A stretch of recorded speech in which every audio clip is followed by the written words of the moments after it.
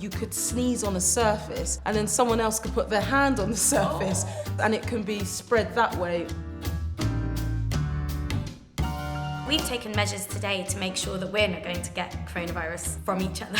When we came into the studio, we washed our hands with alcohol gel. We had our temperature checked. We are sitting 1 metre apart. And all of the crew are wearing face coverings. So where did COVID-19 actually come from? There have been so many different wild theories out there. You don't need to say it happened in a lab. Nobody did this deliberately. It's just what viruses do. We know that it's emerged from this wet market in Wuhan. It's spread via zoonotic spread, so which means that it can jump from animals to humans. This is so much a bat virus that is the simple explanation. Probably it came from bats to an animal called a pangolin, and then it spread to humans that way. The one pangolin that changed the world. How does coronavirus spread? It spreads through droplet transmission and aerosols. You cough them out, you can sneeze them out, you can actually breathe and talk them out as well. You could sneeze on a surface, leave the area, and then someone else could put their hand on the surface and then touch their face, and it can be spread that way. And not to forget,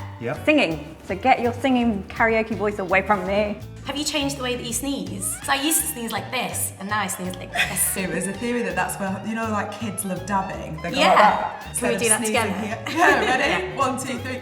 Sure.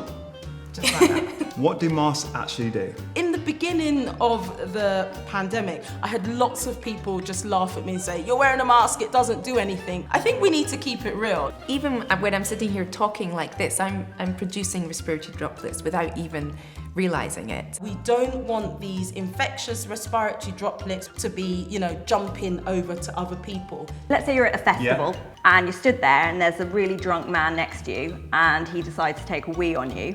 If he wheezes on you and you're wearing trousers, you'll get some of that wee in you, but not a huge amount. But if he's wearing trousers, you don't get any of that wee on you. And that is how masks work.